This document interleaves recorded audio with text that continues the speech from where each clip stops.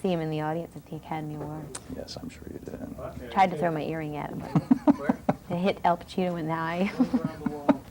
Which one? Martin Scorsese loses again. I was heartbroken. Oh God, it was horrible, It horrible, was the horrible. worst. Okay, Robert, let's clear. Are we close? And Kurt, you're up. Okay. Tour films, I think music tour films are always a cliche by now. You follow a band around. This Yeah. is nothing like any other tour film that's ever been done, I don't think, since the Rolling Stones, maybe. Did you start out to make this kind of movie, or did it just kind of evolve this way? It evolved, yeah. We started out just wanting to basically document what we were doing on stage and get some backstage footage to sort of, you know, shoot some black and white backstage stuff to cut away and give you a sense of being on the road, you know, but then I got more interested in the backstage footage, so. The backstage took over, right? It absolutely took over. I mean, and my rationalization for that was that I thought it is a live medium. Yeah. You know, most people will already have seen the show that want to see the show, and to try and really fully capture that completely, I don't think you'll ever. I think you'll always sell it short. Yeah. So let's concentrate on the backstage stuff, because that certainly was more interesting to me. And I mean, we didn't really know exactly what we were doing, but. When you were watching the rushes, or if you're watching the footage of this and you see yourself in it without makeup and you're wearing this little shower hat and stuff, did you think, gee, should I be doing this? I mean. No, I said, ooh, I look really grody good. Why would that be good? Well, because everybody has a preconceived notion about me, you know, because I love to be glamorous and stuff. But, I mean, to show other dimensions, you have to sort of be willing to get down to the nitty-gritty, undressed, so to speak. Do you think this is a totally honest movie, the way it's come out? Totally honest. Is there anything you've held back at all? Oh, absolutely. I mean, but there's no way that you could have seen every aspect of my life in 2 hours. I mean, true. the camera, even if the camera followed me around for my entire life, you know, how can you ever really completely know me? But even a lie is very telling. So, you know, I'm not one of those people that think, oh, they know that the camera's on, they're not telling the truth. I mean, if you go into a psychiatrist's office and you say, you know, you sort of change the truth a little bit, or you make, you know, or whatever, there's still something revealing about that. Even a performer who's actually on stage performing, there's something revealing about their persona, their personality, their character. Do you seek out in your own life? Do you seek total honesty in every situation? Or are you? I seek it out. I can't say that I'm always victorious. But doesn't if everyone were totally honest 24 hours a day, wouldn't somebody wind up getting hurt eventually? Yes, because the truth does hurt. I mean, honesty is a frightening concept to most people, but on the other hand, if people got used to it, maybe it wouldn't be so frightening. And that's part of the whole thing about the movie. There's a lot of frightening concepts in the movie, which I think if people would allow themselves to be more open to on a day-to-day basis, it wouldn't be so frightening. It's like there's a girl, I guess a high school friend of yours, Moira, turns up in this movie, and she's had a tough time, obviously. She wants you to be the godmother of her baby, and then you reveal out of nowhere that this is a woman who taught you how to make out and use tampons and introduced you to digital manipulation, I suppose we could say. That's I don't think it was cruel, but it's so frank. I mean, she would probably be devastated, I would imagine. I don't think she'd be devastated. In fact, she knew I was saying those things because she responds to my questions in another interview that she's, like, in other words, Alec, the director, went back to her and said, Madonna says you did this, this, this, and she would look into the camera and frankly answer the question. I think if she didn't want to deal with it, she wouldn't have did it on camera. You know, she wouldn't have dealt with it. And how do you think she comes off? And she seems... I think she comes off as a fragile human being, but I do think that she comes off as a person that loves me, that cares for me. I mean, and ultimately, I feel that I come off the same way. But the thing about Moira was that I really I hadn't seen her in so many years. And the meeting that we have in the hallway is a surprise. The director set the whole thing up and had her there waiting while I'm rushing out to go to a sound check. My head is spinning.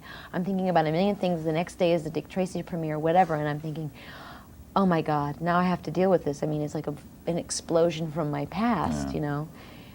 And those things that I said about Moira were, you know, part of an interview that Alec conducted where he was asking me about her and stuff, and it was really a coincidence that in Japan, I start talking about her, and I said to my makeup artist, you remind me of somebody.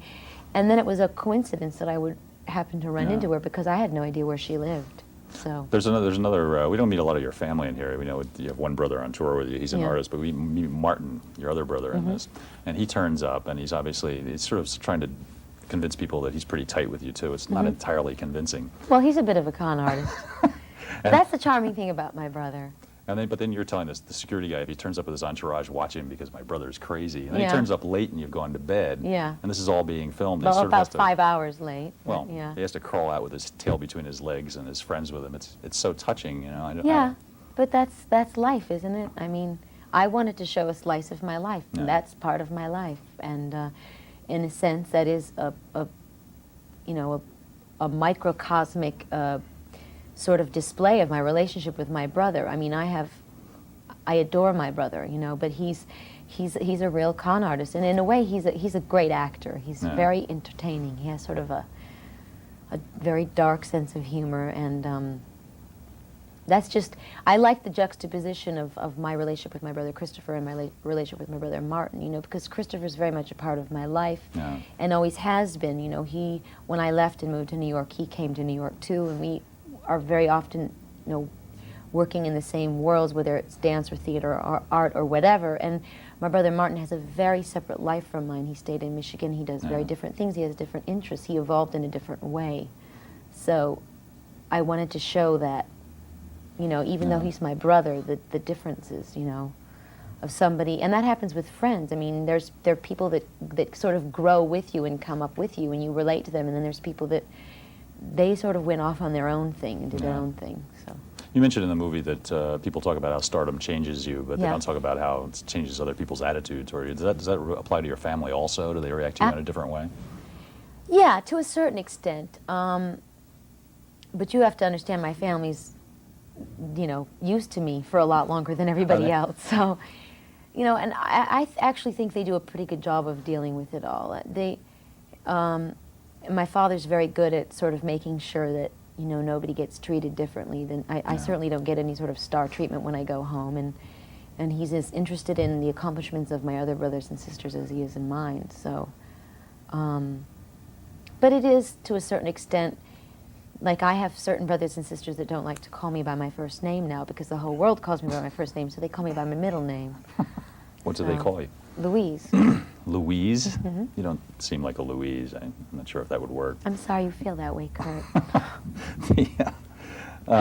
There's Kevin Costner also crops up in this. I thought it was really hilarious. I mean, is he aware that his little vignette in here is going to be in the movie? Yeah, he knows it. How does he feel about that? I don't know. I haven't asked him. But do you have his phone number? I mean, we could call him up right now. Well, maybe afterwards. No, I don't. I don't. I know I'm making fun of him to a certain extent. I'm basically, I think Kevin has this sort of real Jimmy Stewart, aw shucks kind of image, and I just was teasing him about it, and I certainly wouldn't feel comfortable about showing that scene in the movie if I didn't make fun of myself constantly throughout the whole movie. So. No. Has your father gotten used to the fact now? I know he's saying in this film he's objecting to the sexy parts of the show and says, "I know it's arty." And has he gotten used to the fact that you're sort of flaunting your boobs all over magazines? I think his kind of protesting of it, is almost like a reflex more than a, because I know he expects it of me now, and he doesn't, Well, it was a little racy in some sections. Well, I mean, he would never be specific with me, and then I go, yeah, right, Dad, and then we go on to the next subject. Yeah. Why did you decide to go to your mother's grave site? That seemed like maybe pushing it. I'm sure some people will feel that's pushing things too far to take a camera crew to your mother's grave. I mean, do you think it was tasteless? Or? Why? What's tasteless about it? My mother's death is a big part of my life. Yeah, but taking a camera crew there, I think people might say, well, they would probably think if they were offended by that, then they would think that the interview with my friend Moira and my brother Martin and all the other really revealing things would be, I would think they would find the whole thing offensive. Do you think some of your fans might? I mean, your fans go down to, I'm sure, 12 and below, no doubt. Do you think this is a movie for all of them? Do you think everybody should see it, or should it just be, it's an R-rated film now? It's an R-rated film. I think that teenagers could certainly see it. Beneath the age of, I don't know, like 13 or something, I would you know, I think it would be good if a parent, if the kid like insisted they wanted to see it, that their parent was there to make sure to explain things to them that they didn't understand. Yeah. Yeah. Did the you also mentioned here that your mother, when your mother died, you thought that you couldn't understand what she had done wrong, and you wondered if you had done something wrong. Is guilt like a part of a Catholic guilt sort of thing, a motivating part of what you do? Yeah, I would say so. I mean, one of the many motivating things in my life, guilt. Yeah, sure. Have you gotten beyond it? I mean, have you? Little by little, but it's very slow progress, you know, because I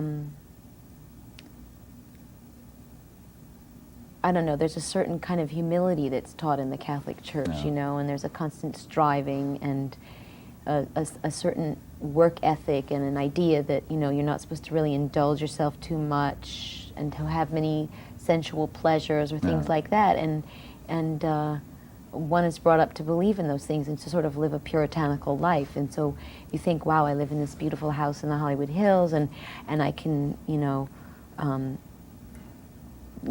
have private planes, and I can have all these luxuries, and every once in a while you go, but God, you know, do I deserve it? And, and I look at my friends and members of my family who aren't as lucky as I've been, and, you know, of course, then that also makes me feel guilty. Do you look at it as luck, or do you not just look at it as achievement? Absolutely achievement. I worked very hard for what I have, but I was lucky to have the nerve and the courage to do what I do, you know. Yeah. I mean, let's face it, most people who've gone through what I've gone through would have a very long tail between their legs. Would they? So, well, maybe. I mentioned to you before we started here that this woman, Camille Paglia, who is an art professor in Philadelphia, who wrote a book called Sexual Personae, Attacking Academic Feminists, wrote in the New York Times when Justify My Love came out that she thought it was pornographic, she thought it was great, MTV shouldn't have shown it, and Madonna is the future of feminism. And I'm sure a lot of feminists probably disagree with this. Do you hear from academic feminists a lot? I'm made aware of a lot of articles that are written. I know that at one point, I know they were teaching some course on me at Brown University. Madonna I 101? think. Or? Something like that, yeah. And I've met, for instance, I was in the south of France, and this girl came up to me, and she said she was like a hardcore feminist, to get, working on her master's. I don't know if it was at Harvard or whatever, but. And she was very, she had all this literature that she said my name came up a lot in, and she said I was the topic of many discussions, but she was very into me and what I was doing, and she thought it was great. And so I knew that I had, I'm aware of certain aspects. I also know that Bella Abzug attended one of my concerts in New York, which I thought was hysterical.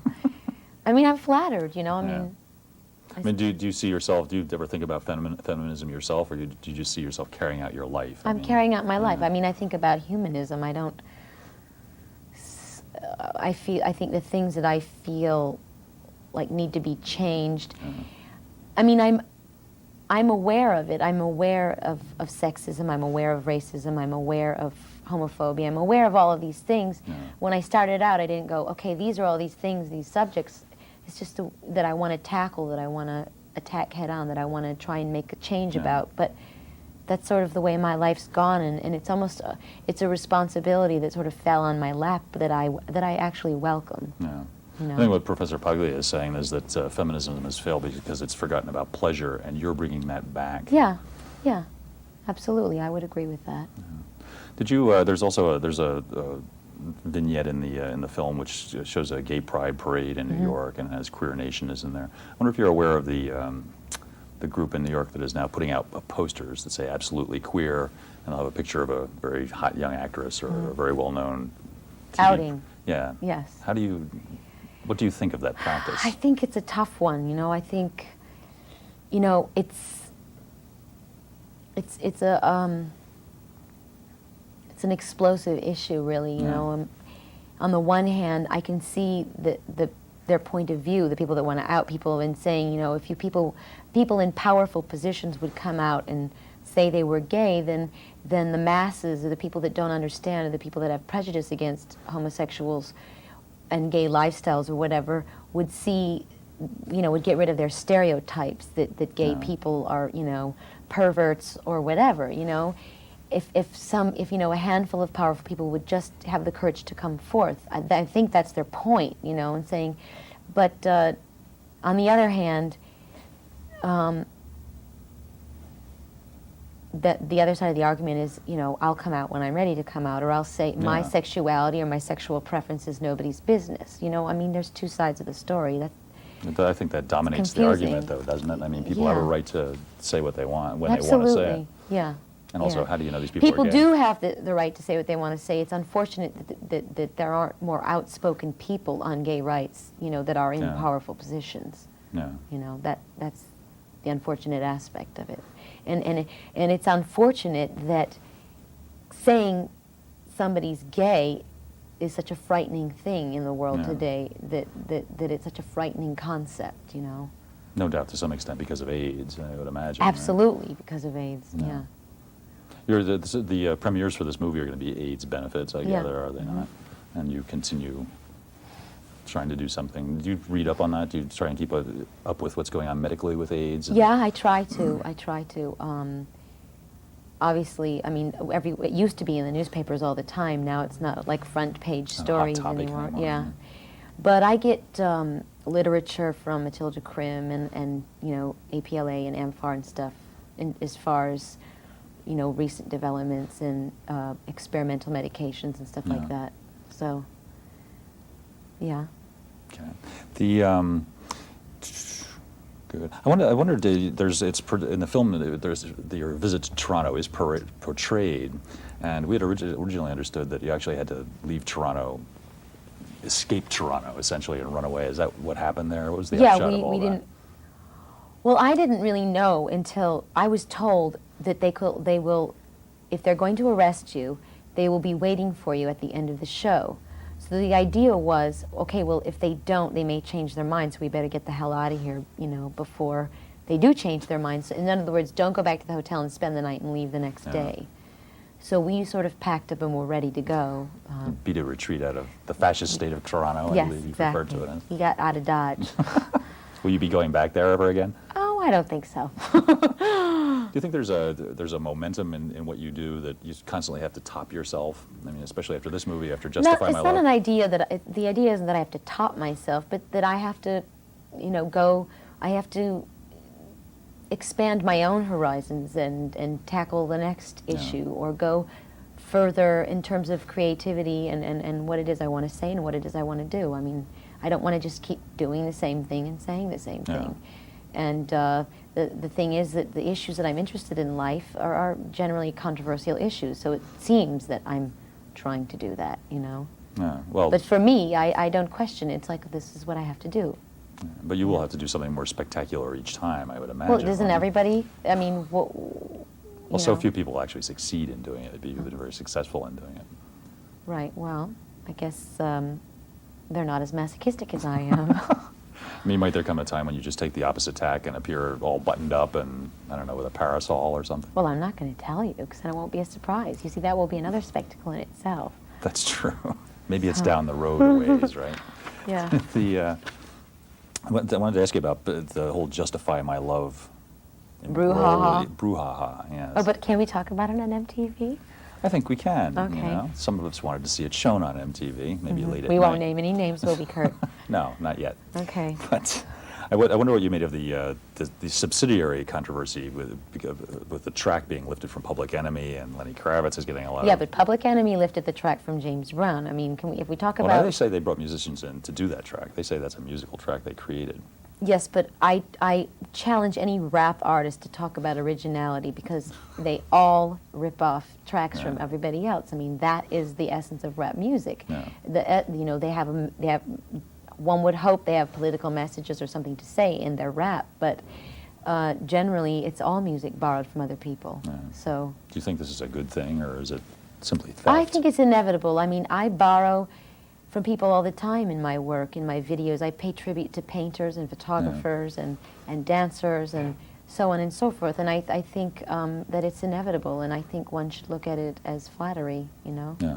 or sort of an homage being paid to somebody. I know Public Enemy has talked about maybe working with you. They could really show you how this is done. Like Hell, I'd love to work with Public Enemy. I mean, we seem to. I think of you now as being sort of a sad and lonely person. Is that You don't have to think of misapprehension? me as being a sad and lonely person all the time, but some of the times, I think, but everybody is. And at this point in my life, I could say that he was the great love of my life. I mean, that's why I married him. And I think most people have that one person, you know. Yeah. I mean, the person that you're, you know, live and die for, the person that gets right down in your heart and soul, you know, and makes that big impression. I think everybody has it. I don't know, I mean, be great if it would happen again, but Yeah. I think most people can say they had that one, you know. I mean, being Madonna, is there a problem of like who's good enough for Madonna? Like, what guy could possibly live up to this? Well, yeah, I mean, I don't think it's a question of who's good enough, but really who is willing to sort of accept my lifestyle, you know, Yeah. and be able, I mean, let's face it, it's a tough lifestyle to live, especially if you're not in it, doing it all the time. And I've had years to acclimate myself to the insanity of my life. You know, other people don't, and most people are pretty sort of want to shy away from it, or frightened by it, or intimidated by it. And I mean, I think I've said this before in interviews, my hat's off to any guy who has the balls to ask me out. You know what I mean? And then I always follow up by, you do know what you're getting yourself into, right? Do you think of yourself as obsessive? I mean, just totally nuts about getting everything in order and in control? Yeah. I'm a control freak, yeah. That's what you're asking. Do you see that as a flaw, or? I think it can be a flaw if I'm not willing to accept weaknesses in people, and you know, but on the other hand, that's one of the reasons I've accomplished so many things, and Yeah. because of that, because I get a lot done because I work my ass off, and the things I do, for the most part, you know, are pretty damn good, and the reason is because I have high expectations of myself and other people, you know. Yeah. So. Do you also express a desire at some point to have children or something? Yeah. Could you do that with the lifestyle that you have? I mean, would it be No, well, nice, or- obviously things would have to change. I mean, I couldn't go on tour for a certain period Yeah. of my life. I couldn't, you know, run 10 miles. I mean, there would be changes made, Yeah. you know. But I have to look at it as another adventure, or another thing to conquer. You know what I mean? That's how I have to look at it. Yeah. So- You've made some interesting television appearances over the last year. One was on Nightline. I don't think people understand how Nightline is set up. Maybe you could explain it. It's not like some guy is talking directly to No, you. Nightline is insane. Well, Nightline is like being a kamikaze pilot. Well, you sit there and you've got this little earpiece in your ear that you can barely hear a person talking to you on, and the person you're talking to is somewhere else, not in the Yeah. room with you. And you actually can't see him, because if you look at him, then you're looking into the monitor, so you have to look into the camera Yeah. as if the person is the camera, and barely hear what the person's saying, and then there's a delay to what he's saying. So you sort of seem idiotic because you're not really sure what he said, and you don't answer him right when he said it. It's very, it's high anxiety Yeah. time. It's unusual basically. that someone who's so interested in control would put themselves in that position. I mean, were you? Well, I am interested in control, but I often put myself in positions where I could fail miserably. I Yeah. mean, any time a person walks on stage, anything could go wrong, and then you could fall flat on your face and look like a fool. Yeah. You know, but I was willing to take that risk at that particular time because I felt like everybody was, you know, going on the bandwagon saying why I did this and what this was about, and I thought, you know what, let me just try and, you know, give my point of view and maybe calm a few nerves, or Yeah. not calm a few nerves, explain my side of the story, you know. Yeah. Have the people at MTV come to you and said, "We hope your next video will be a little more arable"? Or No, No? I don't think so. I'm sure they're. They're hoping not that foolish. You also, when you appeared at the Academy Award show, you seemed when there was a very tight close-up, and you seemed to be a little nervous. Of Yes. course, in front of a house like that, I can understand that. but Well, were how you- about how there was 1 billion people watching? Yeah. Yeah, I was nervous. Did you, looking back at the performance, were you happy with it and everything? Overall, God, yeah. I mean, I was just grateful I got through it. I had so many things working against me. I had I had never performed live with a 50-piece orchestra Yeah. before, and that was daunting in itself. And then the microphone that I sang with was supposed to come sort of telescope out of the ground. And as I was coming out of the ground, a techie underneath the stage said, your microphone isn't going up. And so I'm sitting there, you know, in my very glamorous pose, trying to look, you know, like perfection, you know, and I'm thinking, great, I'm going to walk forward and there's going to be no microphone, and then what am I going to do? So I thought, well, don't look, don't panic, just look good for the first 30 seconds, and then you can fall apart, you know, because, you know, everyone says first impressions are the most lasting. So, of course, there was a mic stand, but it wasn't my height, and, you know, when you do a live performance, you have to sort of get through all the things that aren't exactly perfect, and it's inevitable that something will go wrong, and the more experience you have dealing with those things, they are. And so I think I did pretty well. I would have died, I'm sure, if something like that happened. I was nervous, but, you know, I felt good about it. So. Did you attended this with Michael Jackson, of course. Was this something you guys sat down and plotted out beforehand and said, we're just going to knock everybody's socks off? No, we started working together, and I didn't have a date for the Academy Awards, and A comment in itself on our culture, I think. Absolutely. And I said, well, and Michael was like, well, who are you going to go with? And I looked at him, I said, I don't know, you want to go? And he said, yeah, that'd be great. Did he pick you up at your house? Was it one of those deals? No, he didn't pick me up at my house because I was already there. I had to do a run-through of the show right before the show, so I was there ready. So he came and hung out backstage and then went out and watched the show and my performance, and then I came and sat down with him. So now, afterwards, after the show and everything, did you and Michael go home together, or what happened? Well, no, we went to Spago. Yeah. And there was a big party, and we stayed there for hours and hours and hours.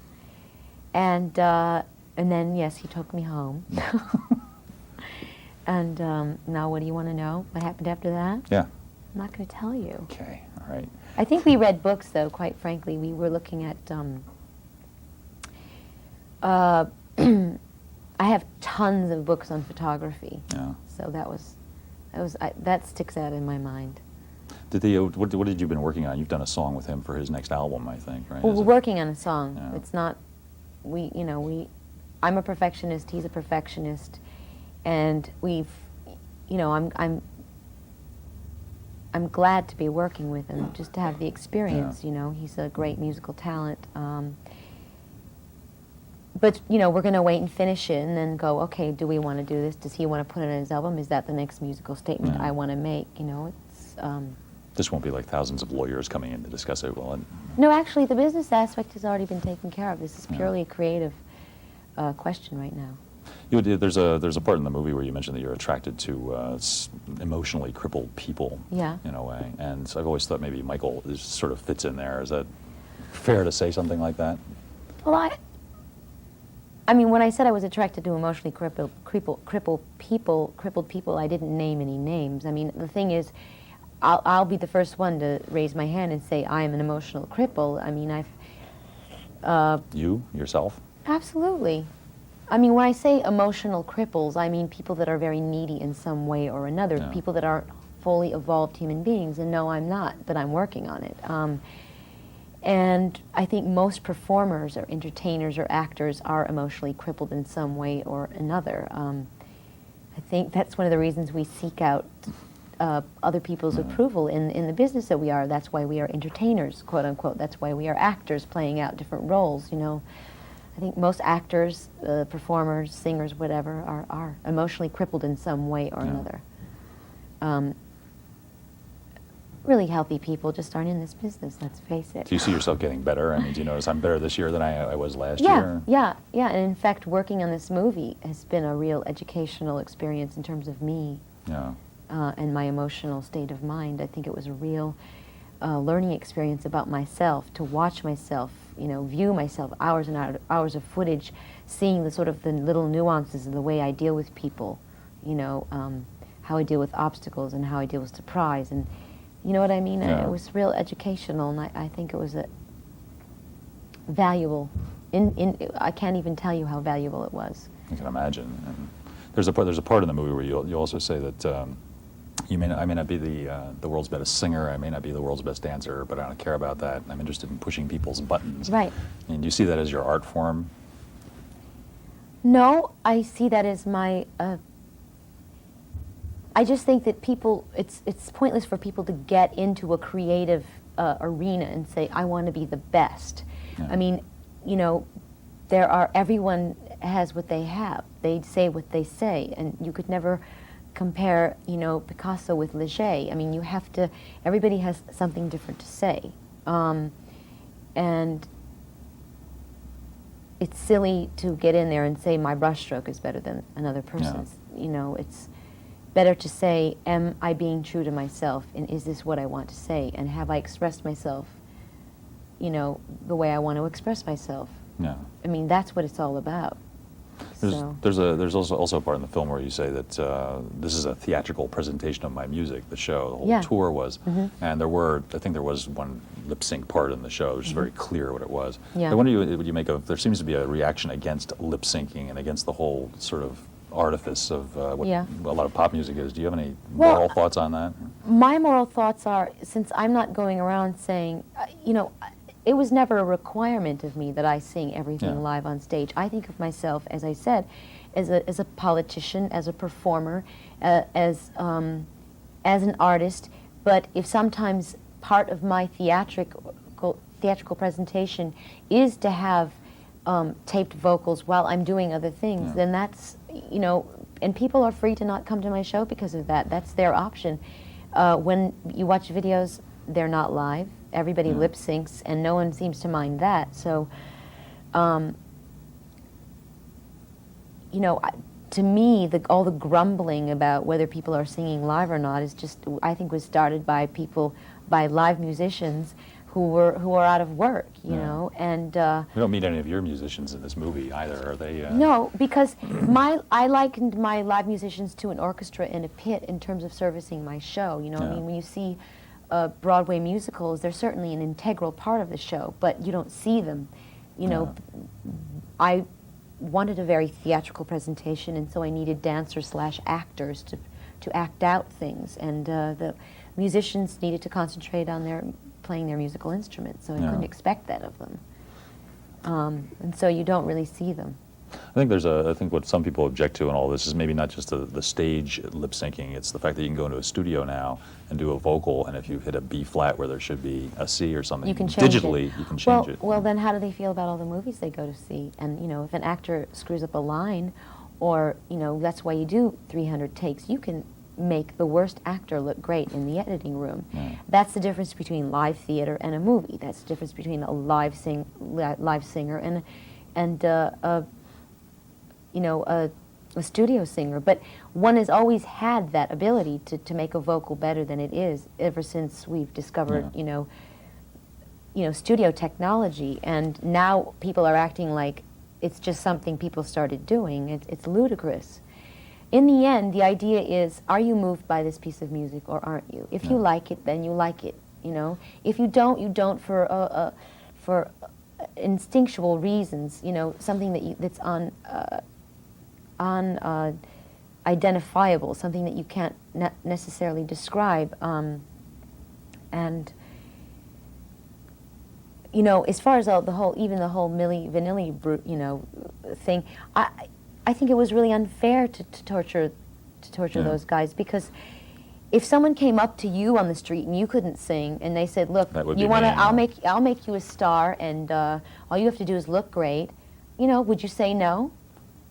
I mean, most people, I think, would have grabbed at the chance. You're everyday Joe on the street, which is, I think, if anybody was going to be hanged in the square, it was the producer who was responsible for it. He's the one who put the whole thing together. They were incredibly arrogant, though. And then yeah, well, I wasn't aware of all of their arrogance. I don't know that, but to you know, this public flogging of people, you know, is so ridiculous and so pointless. Because in the end, if you know, Paula Abdul or Milli Vanilli or whoever made a record and it brought joy to somebody's life, who gives a shit, you know? I agree. But the thing is, I mean, you can go up on stage and actually sing, and I wonder about, you sort of wonder if any of these other people could actually get up there and sing in front of as you did at the Oscars. There was no lip syncing involved, you know? Right. Well, you know, but that's a sign of the times. I mean, that's a different kind of a performer, Yeah. you know, and the public has a need for that kind of a performer. I mean, or else these people wouldn't be successful. Yeah. You know, like the Monkees and you know, the Partridge Family and the Archies. I mean, there's always been a certain kind of entertainment where real talent, or whether a real musical talent or a real singing talent, was always a question. But You're not saying the Archies weren't great, are you? I love the Archies, Okay. but who the hell was singing? I mean, that's what I'm saying. Ron Dante, one guy, I think. Yeah, but I mean, but still, I mean, it was a form of entertainment that people enjoyed. Yeah. So. You're right. You're right. Did given the fact that you plan things out quite a ways in advance, do you have a film schedule ahead? I mean, we heard that you're supposed to be doing a movie with Demi Moore. I have a lot of things brewing, you know, but with movies, it's always whatever sort of gets done first. You got to, you know, sometimes there's a script and a director, and the cast is all ready to go, and at other times there's a script and a director, but the other person in the movie just got pregnant. Yeah. Which is the case with Demi, and you can't go with that right now. And other times there's the cast and the director are ready to go, but the script isn't ready. And, you know, movies are like 1 billion times harder to make than records, because there's so many people involved, and it takes a long time. And the movie that you think you've been going to do next for a year very often is not the movie you're going to do next. Yeah. Sometimes it's the movie you're never going to do. So it's hard to say, you know, but I do have a lot of things cooking. Yeah. Have your films turned out the way you thought they would when they finally come out? Are you sometimes surprised and say, oh my God, I didn't think it'd be like that? Sometimes they haven't, sometimes, I mean, I've had, compared to my music career, I've had this much experience in my movie career, and I really want to have more. In my music career, I've had a lot more control, I've had a lot more input, I've been a big collaborator in it. In my movie career, I haven't. I've started threw myself into it without a lot of knowledge, and made a lot of mistakes because of that. But in a movie, you know, you're not in charge. Just because you're the actress, you're not in charge. The director makes choices, the cinematographer makes choices, the writer makes choices, and you hope that when it's all finished, it works. You should direct, obviously. I want to. I want to direct, yeah. Do you feel that it seems like sometimes people from New York, or sometimes people from outside of Hollywood, aren't wished the best by Hollywood? I mean, do you think people are sort of against you here? I think people in Hollywood that live in Hollywood don't wish other people in Hollywood the best. It's that kind of town. Huh? Oh, don't turn your back. No, it's a cutthroat business, and I think as much as the public wants to build somebody up and see someone succeed and, you know, put them on the cover of all their magazines, and I think that it's human nature to sort of revel in someone else's failures. You know, that's why we have the National Enquirer. You know, because people are as interested in success as they are in failure. Yeah. They are as interested in strength as they are in weakness. So. Just as much as someone in Boise, Idaho, I think that, you know, someone living down the street from me would love to see me fall flat on my face, as they would like to see me succeed. You know, it's so do you look very upon complex. Do you look upon it as this is part of the deal? When some awful story comes out in the Enquirer, you don't get mad. You say it goes with the territory, and it's unfortunate, but it goes with the territory. Are you hurt by this stuff? I mean, does it reduce you to tears ever to see some of the stuff that's written about you? Are you a reduced to tears kind of person? I don't know. No. In the very beginning, I think I was very affected by what people said to me and what people wrote about me. But once you know, like anything, the more it happens to you, the more the better your ability is to laugh it off. Yeah. You know, when the nude pictures of me came out in Playboy, I was just, I mean, this was at the very beginning of my fame, so to speak, and I was mortified. I thought I would never work in this town again. You know, I thought, that's it, my career's over with. Yeah. But it's not, obviously, and I had to sort of, like, you know, dry my tears and, you know, make a decision. I could either walk out on the street or walk out on a stage and say, look, I don't give a damn, you know. or I could run away with my tail between my Yeah. legs. And the public also picks up on that, you know, and the frightening thing about the press and that aspect of the press is it's something that you have no control over, you Yeah. know. And if you go along and you work really hard and you try so hard to make things good, and then all of a sudden something comes out and you have no say in the matter, it's a frightening concept. Yeah. You've since gone on to do much better nudes, right? Oops. Yeah. Okay. Somebody is making so much fucking noise.